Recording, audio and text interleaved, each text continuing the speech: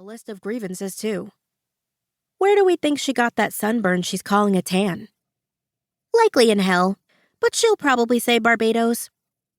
I smiled, waved, and put my sunglasses on so she couldn't see me looking for a place to hide. I didn't feel like dealing with Freya's backhanded compliments or outright jabs about how I won class president only because I was lucky or because diversity is in now. The idea that I won because people like me and I'm good at this job never crossed Freya's mind.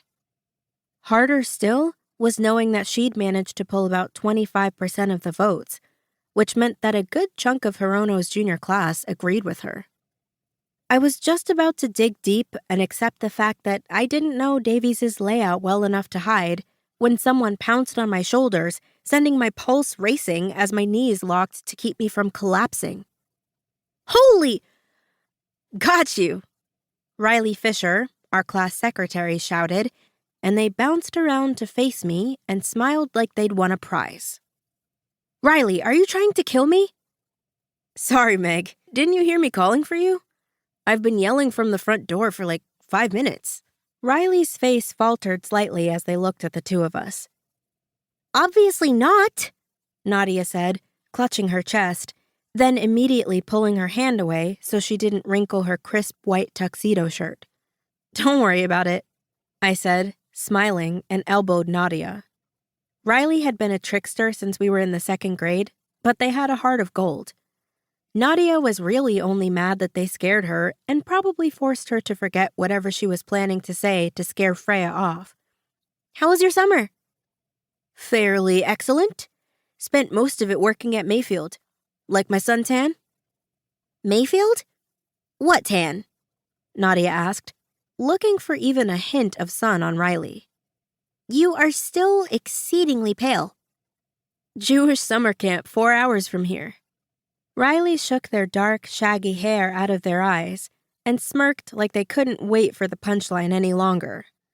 The tan I got from working in the kitchen for 3 meals and 2 snacks a day, far, far away from the pool, horseback riding, or anything even remotely fun. So, basically, you wish you'd stayed home and been bored with us? I asked as the 3 of us watched the parking lot fill up. Pretty much. Nadia, how was your summer? Let's see. I spent it being bossed around at my mom's office and watching Bengali soap operas with my grandma while helping my little cousins with their math workbook. So, pretty exciting. What about... Riley stopped as Nadia looked around them toward the parking lot. In fact, it felt like the entire class stopped to watch a red vintage Mercedes convertible pull into the lot, its speakers blaring some old-school music. The wind whipped the driver's hair around in the impossibly cool way that people's hair moved in car commercials, and not the way it actually got destroyed in convertibles. As the car crept toward the front of the lot, a guy, standing next to the open door of his big truck, shut it, obviously freeing up a spot so the convertible driver could park. Clever, Nadia mumbled as all 3 of us realized what had happened. The driver had managed to reserve a good parking space up front without having to show up early or actually do anything to get it. Who is that? Riley asked as the driver shut off his engine and got out to do some kind of complex handshake hug with the guy who'd saved his space. Is that? Nadia started, and then stopped as the driver turned to face us. The first bell rang, and my stomach dropped 3 inches as students began to file inside. I'd underestimated the Davies junior class president. My social media research had turned up that he was a baseball player who had an awesome Sweet 16 party for his entire class this summer that people were still talking about. What? Don't judge me. It's not my fault some of his friends have open profiles with too much personal info on them.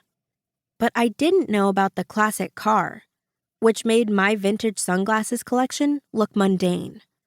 That entrance put me and Nadia's smile and wave plan to shame. That's him.